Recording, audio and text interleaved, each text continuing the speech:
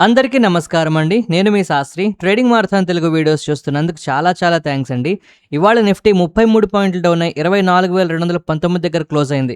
1,458 stocks పాజిటివ్‌గా ఉంటే 1,680 stocks మనకి నెగెటివ్‌గా ఉన్నాయి. మార్కెట్ బ్రెడ్త్ కొంత నెగెటివ్‌గా ఉన్నప్పటికీ ఇవాళ పోర్ట్‌ఫోలియో మాత్రం కాస్త బాగా పెర్ఫార్మ్ చేసిందండి. నా పోర్ట్‌ఫోలియో ఇవాళ మోర్ దాన్ 1% పాజిటివ్‌గా కనిపిస్తోంది. దీనికి గల ప్రధాన కారణం ఆల్మోస్ట్ మీ అందరికీ తెలిసే ఉంటుంది. Oriana power. ఇవాళ ఓరియానా పవర్‌లో 7% వరకు డ్రాస్టిక్ రికవరీ కనబడిందండి. రికవరీ అనే మాట పెద్ద మాట అయిపోతుందేమో. బట్ ఓవరాల్‌గా ఇవాళ సోలార్ సెక్టార్ స్టాక్స్‌కి సంబంధించి ఒక న్యూస్ అయితే ఉందండి. ఆ న్యూస్ ఏంటో చెప్పగలరా? ఈ న్యూస్ కారణంగా మనకి ఇవాళ కొంతవరకు బాగా పర్ఫామ్ అయితే చేసింది. మరి మీ పోర్ట్‌ఫోలియోస్ ఎలా ఉన్నాయి? మీ పోర్ట్‌ఫోలియోస్‌లో పెరిగిన స్టాక్సే ఒకసారి కామెంట్ సెక్షన్‌లో తప్పకుండా చెప్పండి. సో ఇవాళ ఓవరాల్‌గా మార్కెట్‌లో పాజిటివ్‌గా ఓపెన్ అయినప్పటికీ హైయర్ లెవెల్స్‌లో మనకి కంటిన్యూయస్‌గా సెల్లింగ్ ప్రెషర్ అయితే కనిపిస్తూనే ఉన్నదండి. ఇరాన్ మీద యూఎస్ శాంక్షన్స్ అవ్వచ్చు, లేదు అంటే ఎలివేటెడ్ క్రూడ్ ప్రైసెస్ అవ్వచ్చు, జియోపాలిటికల్ అన్సర్టెనిటీ అవ్వచ్చు. మొత్తానికి ఇన్వెస్టర్లు అందరూ కూడా కాస్త స్టిల్ ఇంకా కాషియస్ గానే ఉన్నారు. Metal, realty stocks outperform చేశాయండి. ఎస్పెషల్లీ ఇవాళ PSU banks, defence, private banks, media, consumer durables ఇవన్నీ కూడా కాస్త నెగటివ్ గా ఉన్నాయి. అయితే పాజిటివ్ గా ఉండాల్సిన మార్కెట్లు నెగటివ్ గా వెళ్ళడానికి ప్రధాన కారణాలు ఏంటి? ఇరాన్ మీద toughest sanctions in the history విధిస్తామని చెప్పి యుఎస్ వార్నింగ్ ఇస్తుందండి. దీని రిస్క్ కొంతవరకు మార్కెట్ మీద కనబడింది. అయితే ఇలా చేస్తే ఇరాన్ వాళ్ళు కంప్లీట్ గా ఆయిల్ ఎక్స్పోర్ట్స్ ఆగిపోతాయి, గల్ఫ్ దేశాల నుంచి ఒక్క చుక్క కూడా ఆయిల్ వెళ్ళదనేలాగా వార్నింగ్ ఇచ్చారు. డీటెయిల్స్ మనం మాట్లాడదామండి. బట్ ఇవి ప్రధాన కారణాలు అనమాట. ఎస్పెషల్లీ బ్యాంక్ నిఫ్టీ మనకి ఇవాళ బాగా కింద పడిందండి. వీటి వల్ల మార్కెట్ లో ప్రెషర్ కంటిన్యూ అయింది. ఇక్కడ మీరు గమనించాల్సిన కొన్ని ఇంపార్టెంట్ విషయాలు ఎక్స్ట్రా కూడా ఉన్నాయండి. వీటి గురించి ఒక్కసారి క్లియర్ గా మాట్లాడదాం. ఇక్కడ ఫస్ట్ మనం అర్థం చేసుకోవాల్సింది ఏంటంటే ఈ వీక్ గ్లోబల్ మార్కెట్లు చాలా ఇంపార్టెంట్ ట్రిగ్గర్స్ ని ఫేస్ చేయబోతున్నాయండి. ఫస్ట్ ది యుఎస్ తాలూకా జులై పీసీఈ ఇన్ఫ్లేషన్ డేటా, అలాగే జాక్సన్ హోల్ తాలూకా మీటింగ్ అండి. హెడ్లైన్ పీసీఈ మనకి 0.1% month on month, core PCE 0.2% month on month పెరగొచ్చిన ఎక్స్పెక్టేషన్స్ అయితే ఉన్నాయి. ఈ కోర్ నెంబర్స్ ఫెడ్ తాలూకా పాలసీ అవుట్లుక్ కి చాలా ఇంపార్టెంట్ అండి. మనం ఇప్పుడు కొన్ని లక్షల సార్లు మాట్లాడుకున్నాం. అలాగే ఈ జాక్సన్ హోల్ మీటింగ్ థర్స్డే మనకు స్టార్ట్ అవుతుందండి. Fed chairman Kevin వార్ష్ Friday speech లో ఇంట్రెస్ట్ రేట్ కి సంబంధించి ఏమైనా సిగ్నల్స్ ఇస్తారా అనేది మార్కెట్లు చాలా ఇంట్రెస్టింగ్ గా చూస్తున్నాయి. US dollar index previous week తో కంపేర్ చేసుకుంటే 1% దగ్గరగా పడిందండి. So US treasury long duration bonds buyback పెంచడంతో ఈల్డ్స్ తగ్గి డాలర్ మీద ప్రెషర్ అయితే పెరుగుతుంది. కానీ ఇది మార్కెట్లు పాజిటివ్ గా తీసుకోవట్లేదు. ఫ్రైడే మార్కెట్ లో అమెరికాలో క్లియర్ గా నెగటివిటీ కంటిన్యూ అయిపోయింది. సో డాలర్ అయితే వీక్ అవుతుంది కనుక మనకి బంగారం గానీ క్రూడ్ గానీ కొంత కూల్ ఆఫ్ అవడానికి అవకాశం ఉంటుంది, లేదంటే పెరగడానికి అవకాశం ఉంటుందండి గోల్డ్ విషయంలో.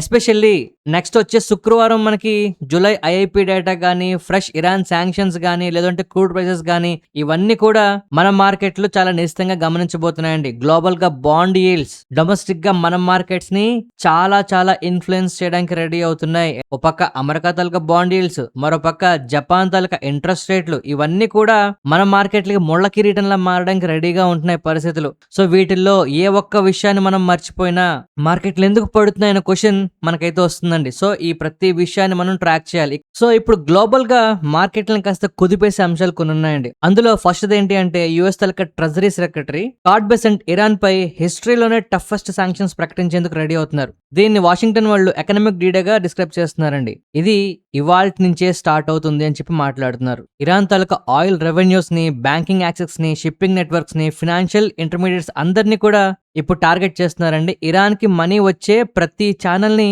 వీళ్ళు టార్గెట్ చేయడమే ప్రధాన లక్ష్యంగా పెట్టుకుంటున్నారు. చైనా వాళ్ళు ఇప్పటికీ ఇరాన్ కి ఆయిల్ కొనే వాళ్ళలో బిగ్గెస్ట్ డెస్టినేషన్ అండి. అందుకే చైనీస్ తాలూకా refineries, shipping companies, banks, traders ఈ శాంక్షన్ లో ప్రధానంగా టార్గెట్ అయ్యే అవకాశం ఉంది. ఇరాన్ ఎకానమీ ఇప్పటికే సెవర్ ప్రెజర్ లో అయితే ఉందండి. సో ఇప్పుడు వాడి తాలూకా రియల్ వాల్యూ ఓపెన్ మార్కెట్ లో డాలర్ కి 1 మిలియన్ కంటే దిగువకు వచ్చింది. సో దీనివల్ల ఎకానమీ 5% కంటే ఎక్కువే కాంట్రాక్ట్ అయ్యే పరిస్థితి కనిపిస్తుంది.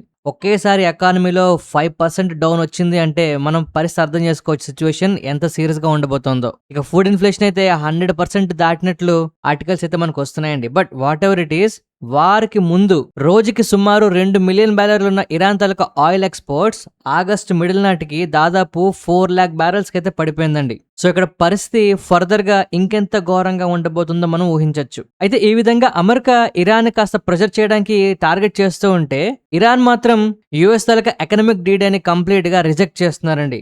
మరికొంత అగ్రెసివ్ గా ఎవరైతే అమెరికాకు సపోర్ట్ చేస్తూ మమ్మల్ని అవాయిడ్ చేస్తారో వాళ్ళకి కాన్సిక్వెన్సెస్ ఉంటాయని చెప్పి వీళ్ళు కూడా వార్నింగ్స్ ఇస్తున్నారు. అమెరికా వాళ్ళు ఏం చెప్తున్నారు, ఇరాన్ తాలూకా మిలిటరీ పవర్ మొత్తం డిస్ట్రాయ్ చేసాము, న్యూక్లియర్ ప్రోగ్రామ్స్ ని పూర్తిగా పాతి పెట్టేశాం, ఇక ఇరాన్ ఏమీ చేయలేదంటూ అమెరికా చెప్తోంది కదా.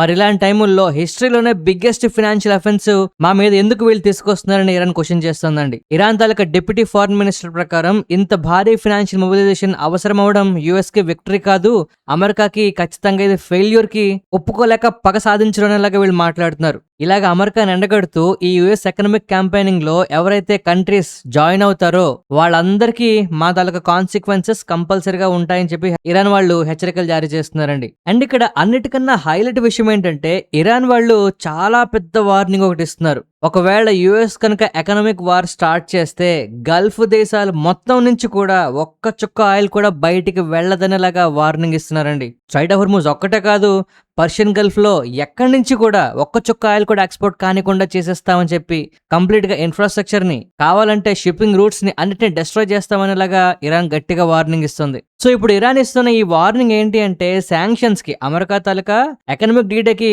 డిప్లొమాటిక్ రెస్పాన్స్ కాదండి, గ్లోబల్ ఎనర్జీ సప్లై పై డైరెక్ట్ ప్రెషర్ క్రియేట్ చేసే ఒక థ్రెట్ అన్నమాట. ఇరాన్ వాళ్ళు క్లియర్ గా చెప్తున్నారు, యుఎస్ కు సపోర్ట్ చేసే ఏ దేశం మీదైనా సరే మేము దీన్ని యాక్ట్ ఆఫ్ వార్ కిందే కన్సిడర్ చేస్తాము అని చెప్తున్నారు. ఒకవేళ ఇరాన్ ని ఫర్దర్ గా హిట్ చేయడానికి చేసే ప్రతి ప్రయత్నం కూడా యుఎస్ ఎకానమీకి తిరిగి తగిలేలా మా ప్లాన్స్ ఉంటాయని చెప్పి వీళ్ళు వాదిస్తున్నారండి. కాకపోతే అనూహ్యంగా మనకి క్రూడ్ ఆయిల్ ప్రైసెస్ లో కొంత మిక్స్డ్ రియాక్షన్ కనిపిస్తుంది. ఎందుకంటే ఇవాళ క్రూడ్ తాలూకా ప్రైస్ 1% కన్నా ఎక్కువ డౌన్ అయ్యాయండి. కారణం ఏంటి అంటే ఇక్కడ ఆయిల్ సంబంధించి ఇష్యూస్ క్లియర్ అయిపోయాను కాదు, ప్రీవియస్ 2 వీక్స్ ర్యాలీ తర్వాత కొంత ప్రాఫిట్ బుకింగ్ జరిగింది అని చెప్పొచ్చు. అండ్ ఎస్పెషల్లీ యుఎస్ ఇరాన్ తాలూకా పీస్ డీల్స్, అలాగే స్ట్రైట్ ఆఫ్ హోర్ముజ్ లో ప్రీవియస్ వీక్స్ తో కంపేర్ చేసుకుంటే కొంతవరకు ట్రాఫిక్ పెరగడం గానీ ఇలాగ కొన్ని విషయాలు ఉన్నాయండి. వీటి వల్ల టెంపరీగా మనకు ఆయిల్ లో కొంత పాజిటివిటీ కనిపిస్తుంది. ఇక మరో పక్క ఫస్ట్ టైం రష్యా ఒక పెద్ద స్టేట్మెంట్ ని రిలీజ్ చేసిందండి. యూకే మిసైల్స్ ఉక్రెయిన్ కి సపోర్ట్ చేయడం వల్లే రష్యా తాలూకా యుద్ధంలో మరింత అటాక్స్ ఎక్కువ అవుతున్నాయని, ఇది అగ్నికి ఆజ్యం పోసినట్టు అని చెప్పి వీళ్ళు మాట్లాడుతున్నారు. ఇది ప్రస్తుతానికైతే పెద్దగా మార్కెట్లు పట్టించుకోవట్లేదు, బట్ ఫర్దర్ గా ఇది ఎక్కువైనా కూడా మార్కెట్లు కొంత ఇబ్బంది పడతాయండి. ఇక కెనడా విషయంలో ఈ 50% టారిఫ్లు మళ్ళీ కంటిన్యూ అయ్యేలా ఉన్నాయి. అమెరికా కెనడా మీద వేస్తే కెనడా వాళ్ళు కూడా అమెరికా మీద వేస్తాము అని చెప్పి మాటల యుద్ధం జరుగుతుంది. యుఎస్ వాళ్ళు ఆఫర్ చేసిన ట్రేడ్ టర్మ్స్ ని కెనడా రిజెక్ట్ చేసిందండి. సెప్టెంబర్ 8 నుంచి అమెరికా తాలూకా స్టీల్, డైరీ వీటి మీద టారిఫ్లు అయితే ఉన్నట్లు కెనడా వాళ్ళు ప్రకటించారు. సో ఈ టారిఫ్లు అనేవి చాలా స్పీడ్ గా మార్కెట్ ని ఫర్దర్ గా ఇంపాక్ట్ చేయడానికి అవకాశం ఉంటుందండి. వీటిని కూడా మనం ఖచ్చితంగా ఫాలో అప్ చేయాలి. సో ఇప్పుడు మనం ఒక ఫ్రాడ్ కంపెనీ గురించి మాట్లాడుకోబోతున్నామండి. చాలా మంది మెసేజ్లు పెడుతున్నారు ఈ కంపెనీ గురించి చెప్పండి అని. నేను ఇప్పటికి 4-5 సార్లు చెప్పానండి. ఇదొక pump and dump company, blue cloud Softech solutions ఒక పంప్ అండ్ డంప్ కంపెనీలా కనిపిస్తుందండి. ఇవాళ కూడా 5% దగ్గరగా పెరగడం జరిగింది. కారణం ఏంటంటే 150 మిలియన్ ఆర్డర్ అయితే వచ్చింది అని చెప్పి మాట్లాడుతున్నారు. మాస్టర్ సర్వీస్ అగ్రిమెంట్ కింద సర్వీసెస్ డెలివరీ ప్రారంభించడంతో దాదాపు 5% పెరిగింది అని చెప్తున్నారండి. ఆగస్ట్ 24 నుంచి ఎగ్జిక్యూట్ అవుతోంది అని చెప్పి డెలివరీ, బిల్లింగ్ కరెంట్ క్వార్టర్ నుంచి మనకి ప్రారంభం కానున్నాయని చెప్పి మాట్లాడుతున్నారు. కాంట్రాక్ట్ లో 70 million AI infrastructure, 25 million cyber security, 25 million telecommunications ఉన్నాయని చెప్పి వీళ్ళు మాట్లాడుతున్నారండి. రిమైనింగ్ 30 మిలియన్స్ కూడా డేటా సెంటర్ కి సంబంధించి సొల్యూషన్స్ ఉన్నాయని చెప్పి మాట్లాడుతున్నారు. ఈ ఎగ్జిక్యూషన్ అంతా కూడా బ్లూ క్లౌడ్ తాలూకా యుఎస్ ఆపరేషన్స్ ద్వారా జరుగుతాయట. AI platform, cyber security, telecom engineering, data center buildout లో కంపెనీ క్యాపబిలిటీస్ ఉపయోగించనుంది అని చెప్పి మనకి మార్కెట్ లో న్యూస్ వస్తుందండి. అయితే ఇక్కడ జనాలు ఎంత దారుణంగా ఇలాంటి వాటిల్లో పడిపోతున్నారు అంటే ఆర్టికల్లో కస్టమర్ పేరుని స్పేస్ ఎక్స్ ఇంటర్నేషనల్ లిమిటెడ్ గా ఉంచారండి. పక్కన మలేషియా అని ఉన్నది. మొన్నటి వరకు మాకు ఎంఓయూలు వస్తున్నాయి అని చెప్పారండి. ఎంఓయూలు వస్తే ఆర్డర్ కాదు, ఖచ్చితంగా ఆర్డర్ రావాలి అని చెప్పి మనం చాలాసార్లు మాట్లాడుకున్నాం. ఇప్పుడు ఆర్డర్లు వస్తున్నాయి, ఈ మంత్ ఎండ్ తో స్టార్ట్ అవుతాయి, నెక్స్ట్ మంత్ నుంచి బిల్లింగ్ వస్తుందని చెప్పి వీళ్ళు మాట్లాడుతున్నారు. ఎక్కడ దేనికి పొంతన కుదరట్లేదండి. నిజంగా $150 మిలియన్ ఒక ఆర్డర్ మన ఇండియన్ కంపెనీకి స్పేస్ ఎక్స్ నుంచి వచ్చిందంటే జనాలు గగ్గోల పెట్టాలండి. ఈ కంపెనీ గురించి ఎవ్వడికి తెలీదు, అసలు ఏం జరుగుతుందో తెలీదు, నిజంగా ఆర్డర్ వచ్చిన తర్వాత తెలీదు. అంతా కూడా అయోమయంగా, గందరగోళంగా కనిపిస్తుంది. ఈ కంపెనీ గురించి చాలా జాగ్రత్తగా ఉండాలండి. చిన్న మనలాంటి రిటైల్ ఇన్వెస్టర్లు మోసం చేయడానికి ఇలాంటి కంపెనీలు పుట్టుకొక్కుల్లో పుట్టుకొస్తున్నాయి. మళ్ళీ తస్మాత్ జాగ్రత్త. నెక్స్ట్ మనం విశాల్ మెగా మార్ట్ గురించి మాట్లాడుకోవాలండి. ఇంట్రోడక్షన్ సెషన్స్ లో 12% అబోవ్ మనకు పెరగడం జరిగింది. బట్ మార్కెట్ క్లోజ్ అయ్యే టైం కి 9% దగ్గరగా క్లోజ్ అయిందండి. కారణం ఏంటి అంటే ఎండి అండ్ సిఇఓ గునేందర్ కపూర్ గారిని మరొక 5 years టర్మ్స్ కి రిపాయింట్మెంట్ చేయడం జరిగిందండి. దీంట్లో ఇంట్రాడే లో స్టాక్ లో మనకి మంచి మూమెంటం అయితే కనబడింది. So Vishal mega mart recent times లో కొంతవరకు మనకి నెగటివ్ గా కనిపిస్తుందండి. బట్ ఇప్పుడు వస్తున్న ఈ న్యూస్ వల్ల ఫర్దర్ గా మనకి బేస్ ఫామ్ అవడానికి అవకాశం కనిపిస్తుంది. ఎందుకంటే గడిచిన 1 year గా డౌన్ ట్రెండ్ లో ఉంది. ఇప్పటికైతే డబుల్ బాటమ్ ఫామ్ అయ్యేలా కనిపిస్తుంది చార్ట్ లో. బట్ స్టిల్ ఇంకా దీని బ్రేక్అవుట్ కాకుండా ఇంకా కొంచెం బేస్ ఫామ్ అయ్యి కంపెనీలకు వాల్యుయేషన్స్ లో కొంత కరెక్షన్స్ వస్తే అప్పుడు మనకి మంచిదని చెప్పి నా ఫీలింగ్ అండి. ఎందుకంటే మీరు కూడా ఒకసారి డైలీ చార్ట్ చూస్తే మీకు అర్థమవుతుంది నేను చెప్తున్నాను. నెక్స్ట్ మనం ఎల్టీ ఫుడ్స్ గురించి మాట్లాడుకోవాలండి. మీరు ఎంతమంది గుర్తుందో తెలీదు, కరోనా టైంలో కరోనా అయిపోయిన తర్వాత ఆఖరికి 50 రూపాయల దగ్గర పెద్ద బ్రేక్అవుట్ అయిందని చాలా సార్లు మాట్లాడుకున్నామండి స్టాక్ గురించి.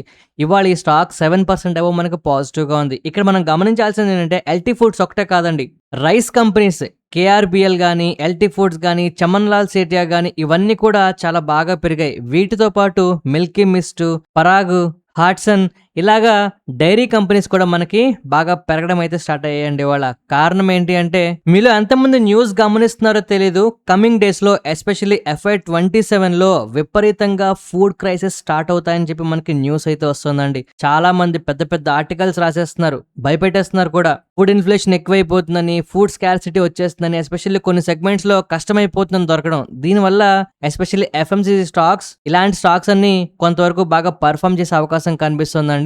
ఒకసారి వీటిని జాగ్రత్తగా ఫాలో అప్ చేయండి. సో మొత్తానికి ఏంటంటే ఈ స్టాక్స్ అన్నిటికీ కూడా బ్రోకరేజ్ సంస్థలు అందరూ రేటింగ్స్ అయితే పెంచుతున్నారండి, టార్గెట్లు కూడా పెంచుతున్నారు. ఎల్టీ ఫుడ్స్ కి అయితే జియోజిత్ వాళ్ళు 514 రూపాయలు టార్గెట్ ప్రైస్ అయితే ఇస్తున్నారండి. బట్ ఇది షార్ట్ టర్మ్ మాత్రమే. బట్ ఓవరాల్ గా ఈ food sector stocks, especially FMCG stocks, sugar stocks, లేదంటే డైరీ స్టాక్స్, వీటిల్లో మొమెంటం పికప్ అవడానికి అవకాశం ఉందండి. మీ వాచ్ లిస్ట్ లో వీటిని ఖచ్చితంగా యాడ్ చేసుకుని ఫాలో అప్ చేయండి. నెక్స్ట్ మనం బజాజ్ హిందుస్థాన్ షుగర్ గురించి మాట్లాడుకోవాలండి. ఇది 24 రూపాయల దగ్గర ట్రేడ్ అవుతుంది. మీకు గుర్తుందో లేదో ఈ స్టాక్ ని మనం 9 రూపాయల దగ్గర, 10 రూపాయల దగ్గర, ఇంక్లూడింగ్ 5-6 రూపాయల దగ్గర కూడా మాట్లాడిన సందర్భాలు ఉన్నాయి. అండ్ ఇక్కడ ఒక ఆశ్చర్యకర విషయం ఏంటంటే ఇండియాలో లార్జెస్ట్ షుగర్ మ్యానుఫ్యాక్చరర్స్ అండి వీళ్ళు. అఫ్ కోర్స్ కంపెనీకి ఉన్న ఫినాన్షియల్ స్ట్రెస్ వల్ల బాగా ఇబ్బందులు పడుతుంది.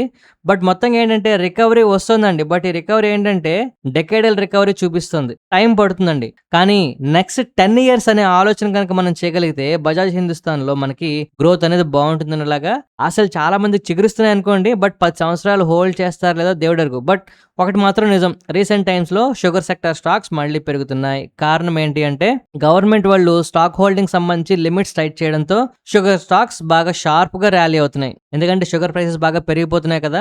ఈ టైంలో వీళ్ళు ఎక్కువ స్టాక్ ఉంచుకుంటే దానివల్ల ఉపయోగం ఉండదు కనుక 30 రోజుల వరకు స్టాక్ ఉండాల్సింది 15 రోజులకు ఉంటే చాలు అలాగా చెప్తున్నారంటే మరొక 15 రోజుల దాకా స్టాక్ మార్కెట్లోకి వస్తుందండి, సప్లై పెరుగుతుంది. అందువల్ల ప్రైసెస్ కొంతవరకు కంట్రోల్ అవుతాయి. అందులోకి మనకి ఫర్దర్ గా ఫెస్టివ్ సీజన్ వస్తుంది.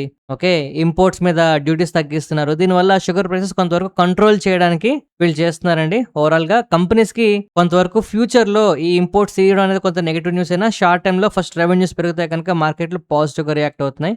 ఇదే కాదండి, బలరాంపూర్ చిని అవ్వచ్చు, లేదు అంటే త్రివేణి ఇంజనీరింగ్ అవ్వచ్చు, ఏఐడి ప్యారీ అవ్వచ్చు, రేణుకా షుగర్స్ అవ్వచ్చు, అన్ని కూడా మనకి పెరుగుతున్నాయండి. నెక్స్ట్ మనం మనప్పురం ఫినాన్స్ గురించి మాట్లాడుకోవాలండి. మనప్పురం ఫినాన్స్ ఒకటే కాదు, ఐఎఫ్ఎల్ ఫినాన్స్, లేదు అంటే ముత్తూట్ ఫినాన్స్, మీరు ఏది తీసుకున్నా గడిచిన 3 రోజులుగా 4-5 రోజులుగా కూడా మనం మాట్లాడుకుంటున్నామండి బంగారం రేట్ల విషయంలో. అలాగే ఫ్యూచర్ లో వీళ్ళ తలక గోల్డ్ లోన్స్ తలక బిజినెస్ విషయంలో ఇంప్రూవ్మెంట్ విషయంలో కానీ మొత్తానికి వీటిలో గ్రోత్ అయితే కనిపిస్తోందండి. యుఎస్ లో ట్రెజరీ ఈల్డ్స్ తలక గ్రోత్ ని కంట్రోల్ చేయడానికి బాండ్స్ ని పర్చేస్ చేస్తామని గవర్నమెంట్ అనౌన్స్ చేసింది. $2 బిలియన్ నుంచి $5 బిలియన్ పెంచిందండి. దీనివల్ల డాలర్ వీక్ అయింది. అందువల్ల గోల్డ్ ప్రైసెస్ మనకు పెరుగుతున్నాయి. దీనివల్ల వీళ్ళు ఎక్కువ ఇంట్రెస్ట్ ఇవ్వడానికి అవకాశం ఉంటుందండి, రెవెన్యూస్ పెరగడానికి అవకాశం ఉంటుంది. సో గోల్డ్ మనకి మళ్ళీ పెరగడానికి రెడీ అవుతోంది. ఇవన్నీ చిన్న చిన్న సిగ్నల్స్ అండి. ఓవరాల్ గా గడిచిన 1 month గా 2 months గా కాస్త పాజిటివ్ గానే మారిపోతుంది గోల్డ్. టెక్నికల్ గా మళ్ళీ మనకి బులిష్ ట్రెండ్ లోకి మారుతుంది. ఈ న్యూస్ వల్ల గోల్డ్ ప్రైస్ పెరగడం వల్ల, లేదు అంటే ఓవరాల్ గా ఈ బిజినెస్లు పెరుగుతాయి న్యూస్ వల్ల Manappuram finance, IFL finance, Muthoot finance అన్ని పెరుగుతున్నాయి. వీటిని ఖచ్చితంగా ట్రాక్ చేయండి. నెక్స్ట్ మనం అర్బన్ కంపెనీ గురించి మాట్లాడుకోవాలండి. నిన్న మనం మాట్లాడుకున్న వీడియోలో, ఆదివారం పెట్టిన వీడియోలో కూడా మాట్లాడుకున్నాం, చాలా ఇంట్రెస్టింగ్ సినారియో కనిపిస్తుందని. ఇవాళ 6% వరకు పెరిగింది. అండ్ ఆదివారం మనం పోస్ట్ చేసిన వీడియో చూసారండి, ఏ స్టాక్స్ ఎలా పర్ఫామ్ చేస్తున్నాయో ఒకసారి చూడకపోతే చూడండి. ఇక్కడ విషయం ఏంటంటే ఈ స్టాక్ లో అర్బన్ కంపెనీ వాళ్ళు ఢిల్లీ హైకోర్టులో కెంట్ ఆర్వో మీద డిఫెమేషన్ కేసు అయితే వేశారండి. అలాగే ప్రొడక్ట్ డిస్పార్జెంట్ సూట్ కూడా ఫైల్ చేసింది. సో దీనివల్ల కెంట్ ఆర్వో వాళ్ళు ఏం చేశారంటే ఈ నేటివ్ వాటర్ ప్యూరిఫైర్ ఉన్న డిస్పార్జింగ్ అడ్వర్టైజ్మెంట్ ని రిమూవ్ చేయడానికి అంగీకరించిందండి. దీనివల్ల అర్బన్ కంపెనీ కేసు గెలిచినట్టయి 6% అయితే ర్యాలీ అయింది. కానీ ఇక్కడ ఏం జరిగిందో మీకు తెలియాలి. ఎందుకంటే స్టాక్ గ్రోత్ లో ప్రధాన కారణం ఏంటి, బిజినెస్ గ్రోత్ వల్ల వచ్చిందా లేదు అంటే సెంటిమెంట్ మారడం వల్ల వచ్చిందా అనేది మనకు తెలియాలి. ఎందుకంటే బిజినెస్ గ్రోత్ వల్ల వస్తే మనం ఫాలోఅప్ చేయాలండి. సెంటిమెంట్ మారడం వల్ల వస్తే మనం మొమెంటం పికప్ అవుతుందో అర్థం చేసుకొని జాగ్రత్తగా ఉండాలి. సో ఇప్పుడు జరుగుతున్నదంతా కూడా బిజినెస్ ఇంప్రూవ్మెంట్ జరిగిపోతుందా అంటే కాదు, కానీ సెంటిమెంట్ అయితే కాస్త పాజిటివ్ గా మారుతుందండి. ఎందుకంటే అర్బన్ కంపెనీ వాళ్ళు క్లియర్ గా కెంట్ ఆర్వో మీద ఒక కేసు గెలిచినట్టు అయింది. సో దీనివల్ల ఏంటి అంటే కొంతవరకు ఇది మొమెంటం ని క్రియేట్ చేస్తుందండి. నెక్స్ట్ మనం బిఎల్ఎస్ ఇంటర్నేషనల్ గురించి మాట్లాడుకోవాలండి. ఇవాళ ఈ స్టాక్ 14% కన్నా ఎక్కువ కింద పడిందండి. ఇంట్రాడే సెషన్స్ లో మార్కెట్ క్లోజ్ అయ్యే టైంకి 11% దగ్గరగా మనకి క్లోజ్ అయింది. స్పానిష్ మీడియా రిపోర్ట్స్ ప్రకారం స్పెయిన్ కాన్సులేట్ లో జరిగిన ఒక వీసా ఫ్రాడ్ కి సంబంధించి ఓవరాల్ గా ఆ నెట్వర్క్ మీద స్పానిష్ నేషనల్ కోర్ట్ ఇన్వెస్టిగేషన్ అయితే జరుపుతుందండి. ఈ investigation visa appointments, document processing firms వీటన్నిటిని ఇన్వాల్వ్ చేస్తున్న ప్రతి ప్రాసెస్ మీద ఎగ్జామిన్ చేస్తున్నారని చెప్పి మనకి రిపోర్ట్స్ అయితే వచ్చాయి. సో స్పెయిన్ ఫారిన్ మినిస్ట్రీకి సర్వీస్ ప్రొవైడర్ గా మనకి బిఎల్ఎస్ వాళ్ళు అయితే ఉన్నారు. సో అందువల్ల ఇక్కడ ఫ్రాడ్ జరిగిందని చెప్పి న్యూస్ రాగానే బిఎల్ఎస్ ఇంటర్నేషనల్ లో మనకి భయంకరమైన ఫాల్ కనబడింది వాళ్ళు. కాకపోతే ఈ ఎలిగేషన్స్ అన్నిటిని కంపెనీ రిజెక్ట్ చేసింది. వీసా అప్రూవ్ చేయడం అలాగే రిఫ్యూజ్ చేయడం పూర్తిగా డిప్లొమాటిక్ అలాగే కౌన్సిలర్ అథారిటీస్ డెసిషన్ అని తెలిపింది. ఇందులో మా పాత్ర ప్రమేయం ఏమీ ఉండదని చెప్పి వీళ్ళు స్పష్టం చేశారండి. ఈ న్యూస్ చెప్పిన తర్వాత కొంతవరకు రికవరీ అయితే కనబడింది, బట్ ఫాల్ అయితే ఇంకా ఆగలేదు. అండ్ కంపెనీ వాళ్ళు క్లియర్ గా ఒక విషయం అయితే చెప్తున్నారండి. బిఎల్ఎస్ ఇంటర్నేషనల్ లేదా మా తలక ఎంప్లాయీస్ రాంగ్ డూయింగ్ చేశారని చెప్పి ఎస్టాబ్లిష్ చేసే ఎవిడెన్స్ ఎక్కడా లేదని కంపెనీ వాళ్ళు ఎక్స్చేంజ్ ఫైలింగ్ లో క్లియర్ గా మాట్లాడడం జరిగింది. సో ఎప్పుడైతే కంపెనీ ఇంత స్ట్రాంగ్ గా మనకి రెస్పాన్స్ ఇస్తుందో మేబీ ఇలాంటిది కొంత ప్రెషర్ క్రియేట్ చేసినా కూడా ఫర్దర్ గా మళ్ళీ రికవరీ నెమ్మదిగా మనం చూస్తామండి. ప్రస్తుతానికైతే హోల్డ్ చేస్తున్న వాళ్ళు స్టాప్ లాసెస్ అప్డేట్ చేసుకోండి. నెక్స్ట్ మనం లలిత జ్యువెలరీస్ గురించి మాట్లాడుకోవాలండి. లిస్ట్ అయిన తర్వాత బాగా పెరిగింది. సో ఇప్పుడు ప్రాబ్లం ఏంటంటే లలిత జ్యువెలరీస్ గురించి చాలా మంది నెగిటివ్ గా మాట్లాడుతున్నారండి. ఐపీఓ విషయంలో కొన్ని రిస్కులు ఉన్నాయని, కంపెనీ బిజినెస్ కి సంబంధించి జాగ్రత్తగా ఉండాలని, పర్వాలేదని మిక్స్డ్ గా మాట్లాడిన కొంతమంది ఉన్నారు. ఫ్యూచర్ బ్రహ్మాండంగా ఉంటుందని మాట్లాడిన కొంతమంది ఉన్నారు. జాగ్రత్తగా ఉండాలి, ఐపీఓ విషయంలో జాగ్రత్తగా ఉండాలన్నారు. What ever it is, stock price అయితే ఇప్పుడు మనకి పాజిటివ్ గా ట్రేడ్ అయిపోతుంది.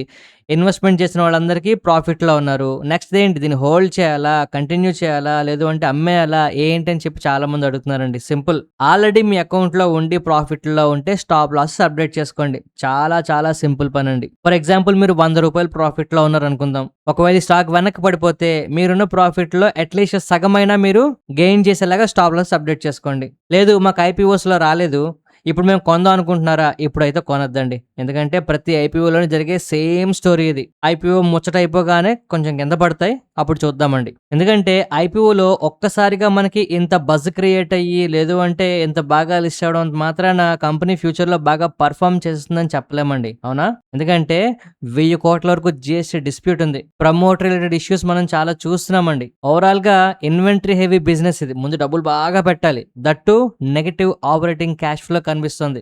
ఇవన్నీ కూడా బిజినెస్ ని ఒక్కసారిగా రాత్రికి రాత్రి కొప్పుకోల్చవండి, బట్ వీటిని రెడ్ ఫ్లాగ్స్ అంటాం. ఇలాంటి రెడ్ ఫ్లాగ్స్ కనిపిస్తున్నాయి అంటే మనం ఎట్టి పరిస్థితుల్లోనూ నిద్రలో కూడా జాగ్రత్తగా ఉండాలంతే. బిజినెస్ అయితే మంచిదే, బిజినెస్ బాగానే నడుస్తుంది, సేల్స్ కనిపిస్తున్నాయి, కానీ మనం జాగ్రత్తగా ఉండాలంతే. నెక్స్ట్ మనం నారాయణ హృదయాలయ గురించి మాట్లాడుకోవాలండి. కోటక్ సెక్యూరిటీస్ వాళ్ళు దీనికి బై రేటింగ్ ఇస్తూ 2350 రూపాయలు టార్గెట్ ప్రైస్ అయితే ఇస్తున్నారండి. ఇప్పుడు ఈ స్టాక్ 1860 రూపాయల దగ్గర ట్రేడ్ అవుతుంది. అంటే మీనింగ్ఫుల్ డిస్టెన్స్ అయితే మనకు కనిపిస్తుంది. అండ్ నారాయణ హృదయాలకి చాలా మంచి పేరు కూడా ఉందండి. బిజినెస్ పరంగా చాలా స్ట్రాంగ్. రీసెంట్ గా వస్తున్న వీక్నెస్ మనకి కంప్లీట్ అయిందని చెప్పుకోవడానికి ఇదొక ఫస్ట్ స్టెప్ కింద మనం కన్సిడర్ చేయొచ్చు. ఖచ్చితంగా దీన్ని ట్రాక్ చేయండి. ఇక నెక్స్ట్ మనం నిఫ్టీ 50 గురించి మాట్లాడుకోవాలండి. ఇవాల్టి ప్రైస్ యాక్షన్ కనుక గమనిస్తే ఒక్క మాట మనం చాలా క్లియర్ గా చెప్పుకోవచ్చండి.